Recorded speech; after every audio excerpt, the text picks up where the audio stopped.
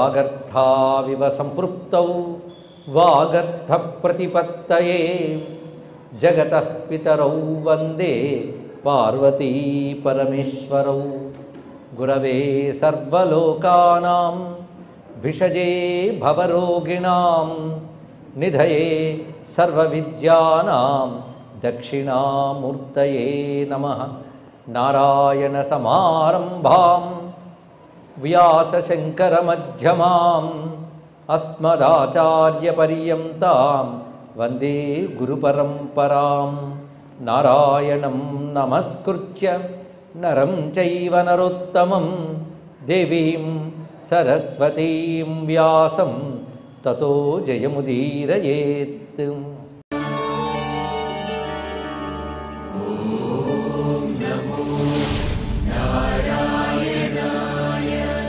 హేతు సంగాన్ పరిత్యజ్య మామేవం శరణంగతాః ఉపాసతే సదా భక్త్యా యోగం ఐశ్వరమాస్థితాః. మళ్ళీ నా ఈశ్వర భావాన్ని ఆశ్రయించిన యోగముతో అన్ని సంగములు విడిచిపెట్టి శరణాగతుడివైతే, అదే సర్వధర్మాన్ పరిత్యజ్య అనే మాటకి ఇది అర్థం. అన్ని ధర్మాలు విడిచిపెట్టండి, నువ్వు చేస్తే కదా విడిచిపెట్టాను, కనుక ధర్మాలను వదిలిపెట్టి అదే దీని అర్థం. సర్వభూత దయావంత, ఇవి అంతరంగ సాధనలు. ఇవి లేనిది ఏమీ లాభం లేదండి. బయట ఎన్ని సాధనలు చేసినా ముందు మనస్సుతో సంఘం విడిచిపెట్టు, తర్వాత సర్వభూత దయావంత, సర్వభూతముల యందు దయ కలిగి ఉండు. శాంతాః దాంతాః విమత్సరాః, ఒక్కొక్క భావం చాలా బాగుంటుందని వినడానికి. శాంతాః మనో నిగ్రహం, దాంతాః ఇంద్రియ నిగ్రహం, విమత్సరాః మాత్సర్యాదులు లేకుండా, అమానినో, ఇది చాలా అమానినో మానదేన అన్నాడు ఇక్కడ చైతన్య మహాప్రభు. అమానినో మానము విడిచిపెట్టన్నాడు. మానం అంటే దుర్యోధనుడి దగ్గర బాగా ఉన్నది, చెప్పక్కర్లేదు అది, అలా కొన్ని అలాగే చెప్పాలండి ఇక్కడ. అమానినో బుద్ధిమంతః తాపసాః సంసితవ్రత, తాపసులై సంసితవ్రతాః నియమబద్ధులై. వ్రతాచార్యం అంటే అవునండి ఆ రోజు ఒక వ్రతం ఈ రోజు వ్రతం చేశాను కాదు. వ్రతం అంటే ఉత్కృష్టమైన భగవద్ధర్మాన్ని ఆచరించడమే వ్రతం. దాని యందు అంటిపెట్టుకోవడమే సంసితవ్రతాః.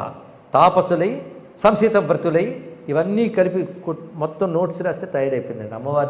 అమ్మవారంటే ఏమిటి, ఎలా ఆరాధించాలి, విధానాలు ఏమిటి, అంతరంగ సాధనలు ఏంటి, బహిరంగ సాధనలు ఏంటి, మొత్తం కోర్సు తయారైపోయింది మొత్తం.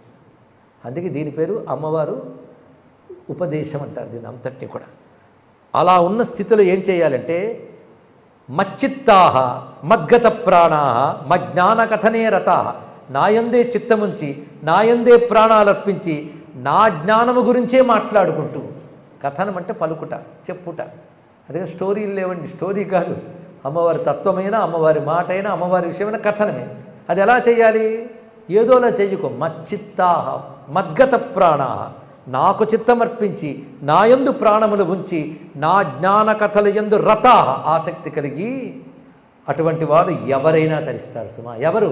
సన్యాసినో గృహస్థాశ్చ వనస్థా బ్రహ్మచారిణ, ఎవడైనా సరే ఇప్పుడు చెప్పిన ప్రకారంగా ఉంటే వాడు తరించిపోతాడు, అందులో సందేహం లేదు.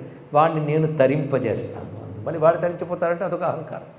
వాడిని నేను తరింపజేస్తాను, నువ్వు మూటా ముల్లే పట్టుకుని ఒడ్డును కూర్చో, నేను పడవ తెచ్చుకొచ్చి దాటిస్తాను. ఇక్కడ నువ్వు ప్రిపేర్ అవ్వాలి దాటడానికి. నువ్వు ఇంటి నుంచి కదలవే, ఒడ్డు దాకా రావే, దాటించేయమంటే అక్కడ దాటిస్తుంది. నువ్వు రెడీగా కూర్చో ఒడ్డు దగ్గర, ఎదురు చూడు పడవ కోసం అమ్మ వస్తుంది. ఇక్కడంతే ఆ సంసిద్ధత నువ్వు చేసుకో. అదే సాధన అంటే ఇక్కడ. తేషాం నిత్యాభియుక్తానాం మాయాతత్వం సముత్థితం నాశయామి తమ కృత్స్నం జ్ఞానదీపేన. అటువంటి వాడికి జ్ఞానదీపముతో సమస్త తమస్సుని నేను పోగొడతాను. ఎప్పుడు? అచిరాత్, శీఘ్రముగా చేస్తాను. అభయం ఇచ్చేసింది నా తల్లి. ఎంత సులభమైన సాధన ఉపాయాలు చెప్పేసింది ఇక్కడ.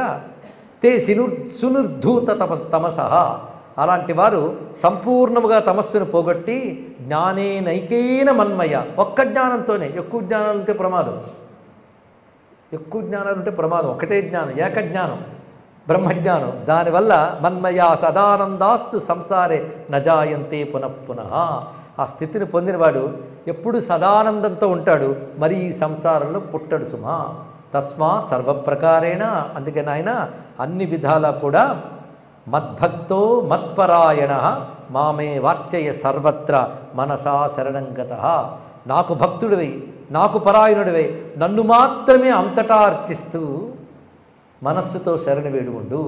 ఆ ఐశ్వరం రూపం అవ్యయం, నా యొక్క ఐశ్వర రూపం అవ్యయమని దాన్ని పట్టుకోమన్నాను కదా, అది పట్టుకోలేకపోతే తద్యత్ స్వరూపం మే తాత మనసో గోచరంతవా తన్నిష్టస్తత్పరో భూత్వా. నా ఐశ్వర రూపం నువ్వు పట్టుకోలేకపోతే నేను ధరించిన లీలా రూపాల్లో ఏ రూపము నీ మనస్సుకు తృప్తి కలిగిస్తుందో ఆ రూపమును నిష్ఠా తత్పరుడివై ఈ చెప్పిన భావాలతో ఆశ్రయించు, తప్పకుండా ముక్తినిస్తాను. ఎన్ని సులభపోయారండి ఇక్కడ. ఎంత విశ్వరూపం అంతా చెప్పారు, తత్వం చెప్పారు, నాకు అర్థం కాలేదంటే మంచిదే. అమ్మవారి రూపం వర్ణించాం కదా, లలితో కాళీయో ఏదో చెప్పాం కదా, దాని ఎందుకు ప్రేమ పెట్టుకో ఏదో ఒకటి.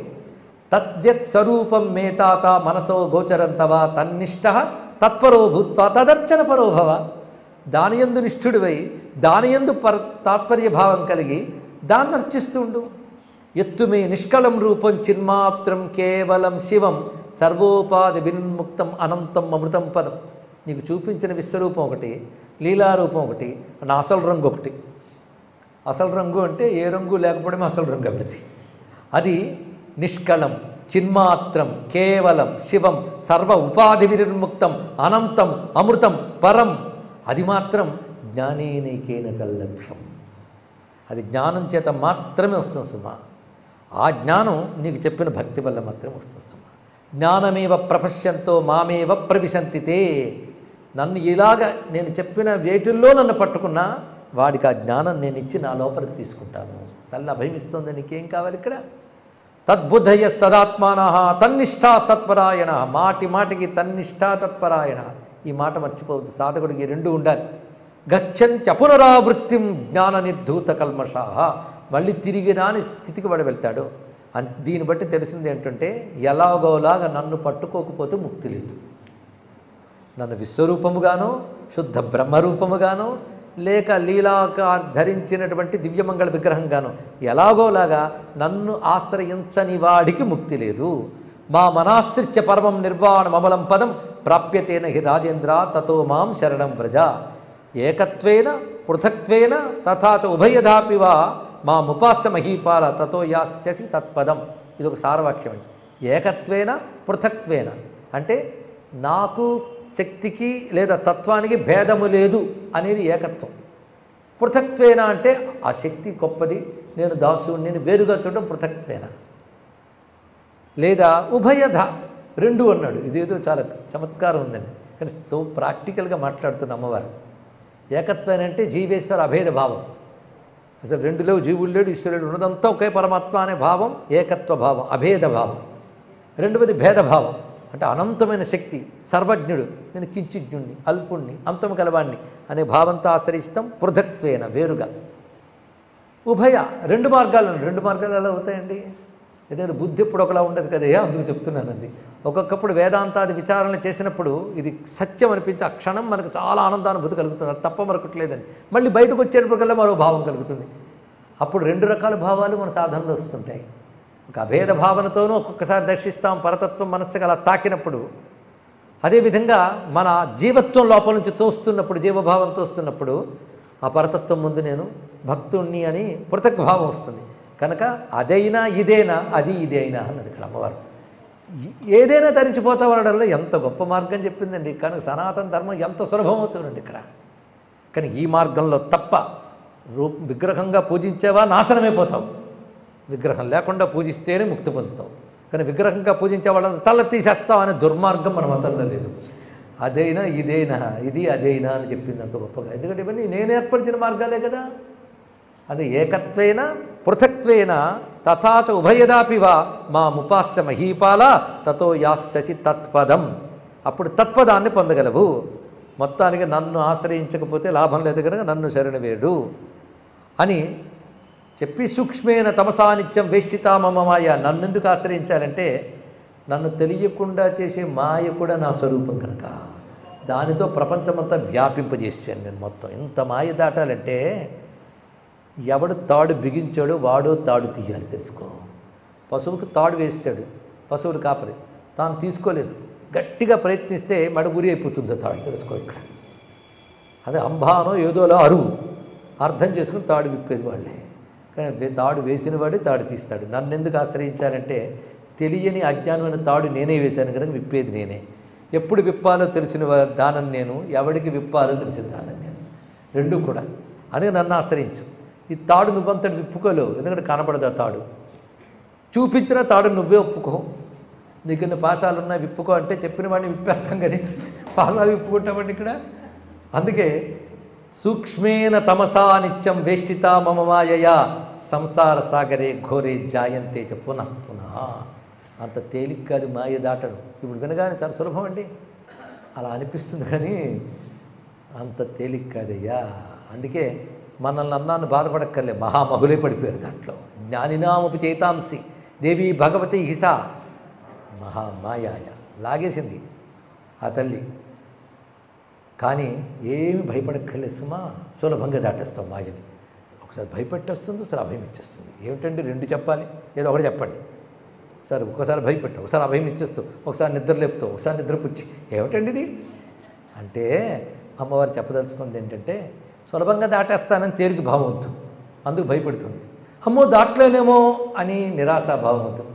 ఈ రెండు కల్పించడం కోసం చెప్తుంది ఇక్కడ. సులభం అంటే ప్రయత్నం సరిగ్గా ఉండదు, సులభం కాదనుకుంటే పతనమైపోతావు, భయపడతావు. అందుకే అమ్మవారి అది సులభం కాదు కానీ సులభమే. ఎలాగూ భక్త్యాత్వనన్యయా రాజన్ సమ్యక్ జ్ఞానేవ చేవహి. అనన్యమైన భక్తి అయినా ఉండాలి, సమ్యక్ జ్ఞానమైనా ఉండాలి.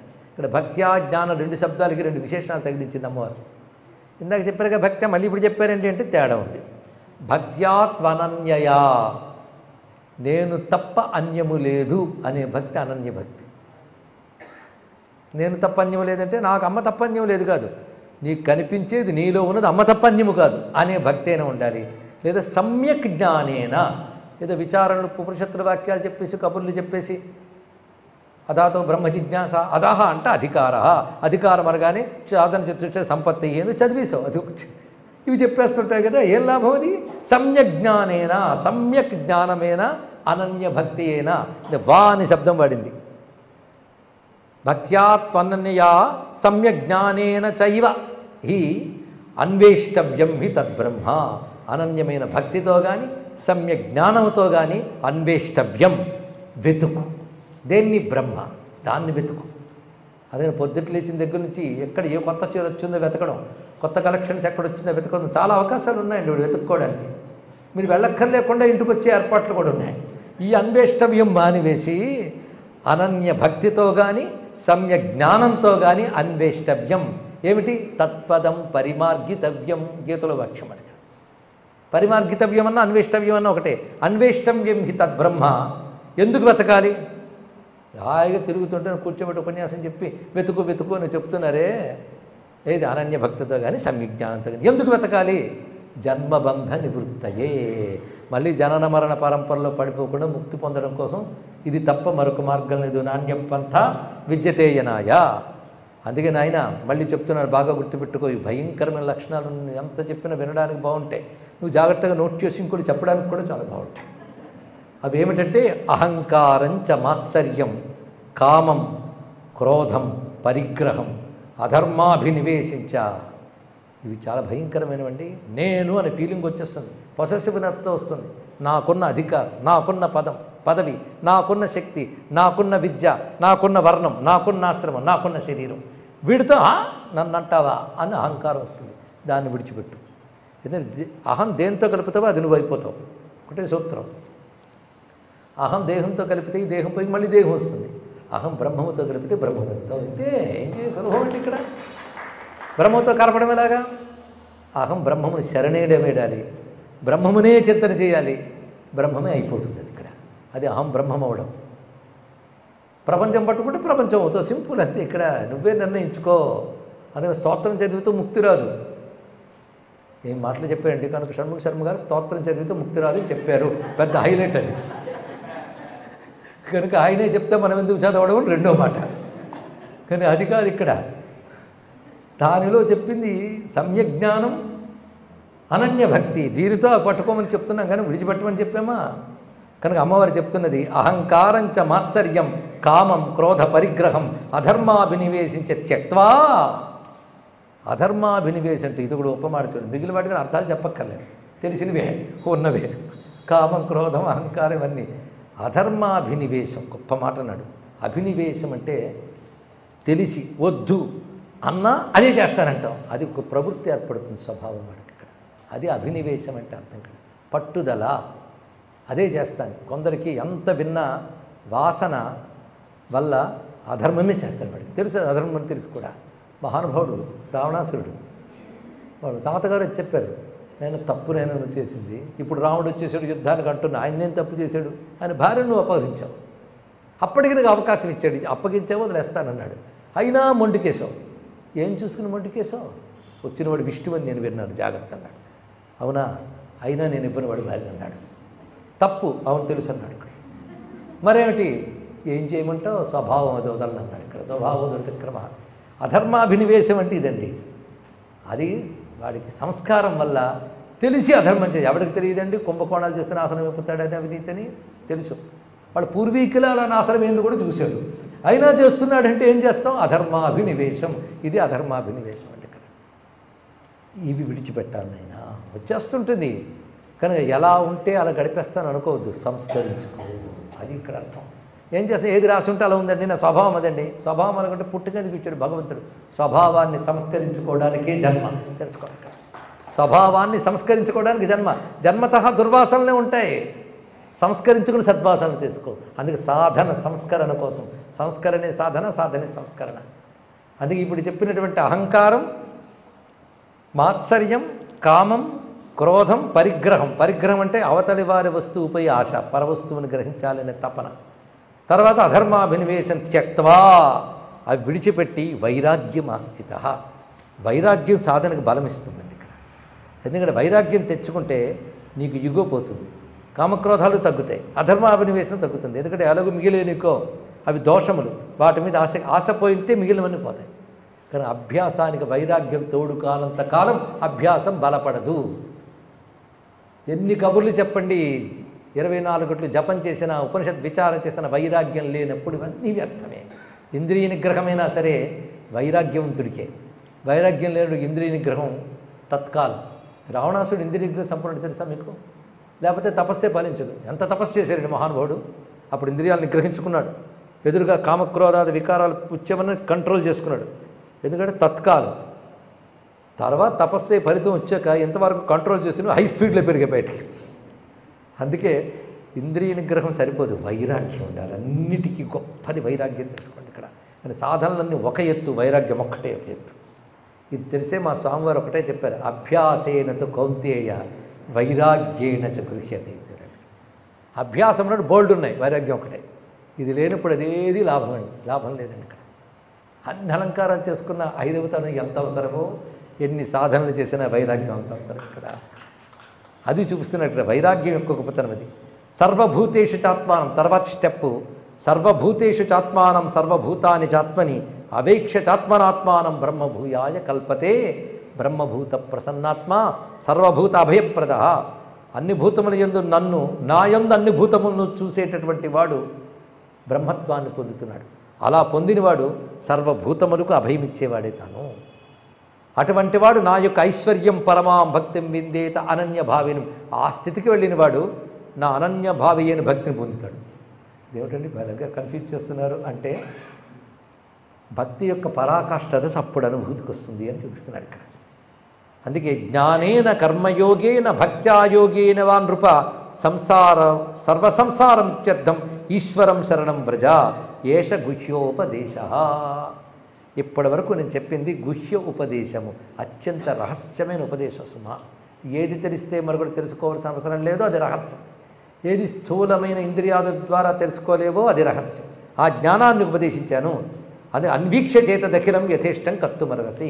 ఇప్పుడు నేను చెప్పిందంతా బాగా విచారణ చేసి నీకు ఏది ఇష్టం వచ్చేయండి అంటే, ఎన్ని చెప్పినా ఇష్టం వచ్చి చేసుకో అని చెప్పడం కాదు ఇక్కడ. ఒక ఆయన అలా వ్యాఖ్యానించాడు, తెలుసా మీకు?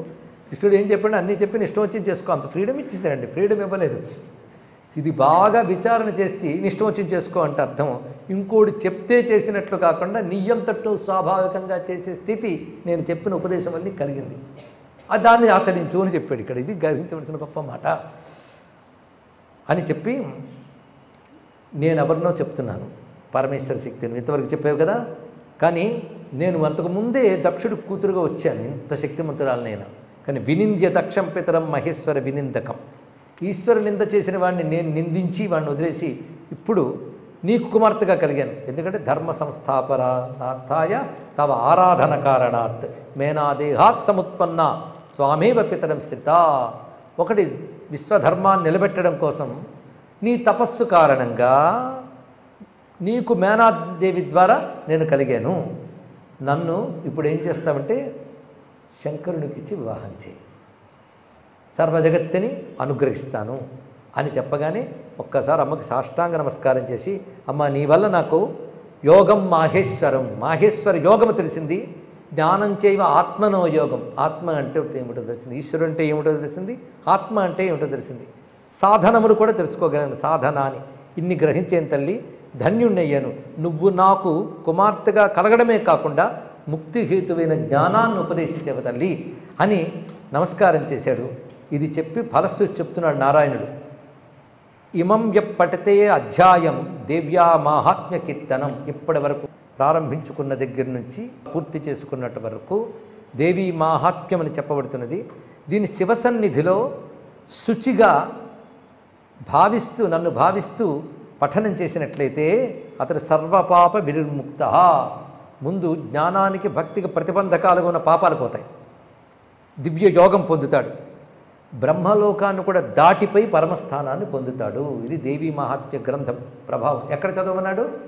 శివస్య సన్నిధో యశ్చేతత్ పఠతి స్తోత్రం. అంతేకాదు, ఈ చెప్పిన వాటిలో నువ్వు చదివిన స్తోత్రం ఉందే అది సమాహితమనాహ, మనస్సును ఏకాగ్రపరిచి చదివినట్లయితే వాడు పాపములు విడిచిపెట్టి శుద్ధుడవుతున్నాడు. అది నువ్వు చేసిన స్తోత్రం. మూడవది నామ్నామష్టసహస్రంతు దేవ్యాయత్ సముదీరితం. నాకు సంబంధించి ఏ 1008 నామాలు చెప్పేవో దానిని సూర్యమండలంలో ఉన్న నన్ను ఆవాహన చేసి అర్చించి చదివితే ఫలితం ఉంది అన్నాడు. ఇక్కడ సూర్యమండలంలో ఉన్న తల్లినే మనం ఆవాహన చేసుకొని ఈ నామాలతో ఆరాధన చేస్తే, పైగా అభ్యర్చ్య గంధపుష్పాధ్యై, ఆ 1008 నామములతో గంధపుష్పాదులతో అర్చించి, దేనితో భక్తి యోగంతో ఉన్నవాడి సంస్మరన్, నన్ను స్మరిస్తూ అర్చించినట్లయితే, అనన్య మనసుతో చేసినట్లయితే వాడు అంత్యకాలంలో పరబ్రహ్మమును పొందుతున్నాడు.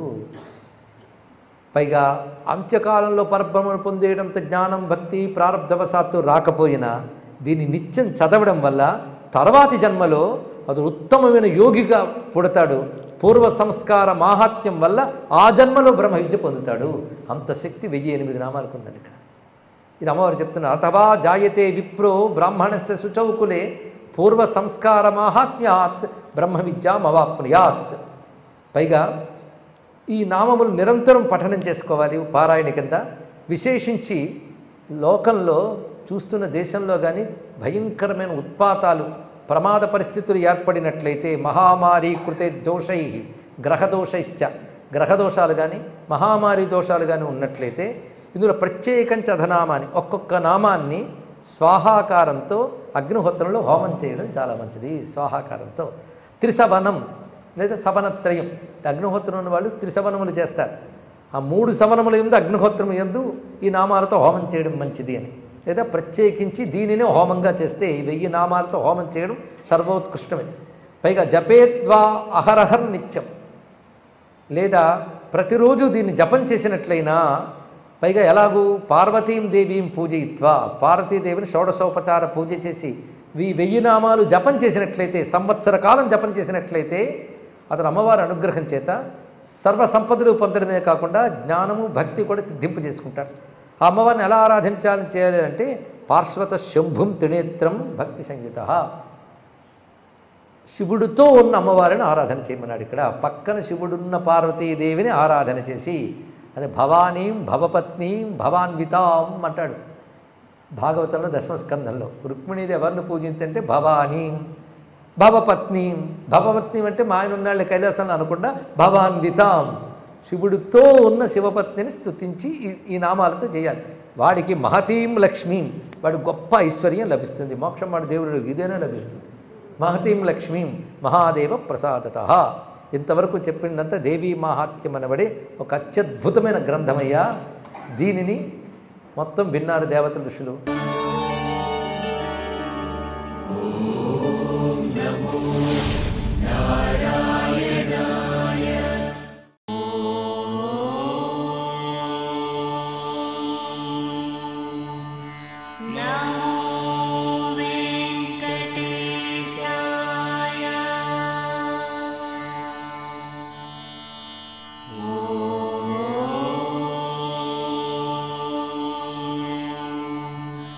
నమో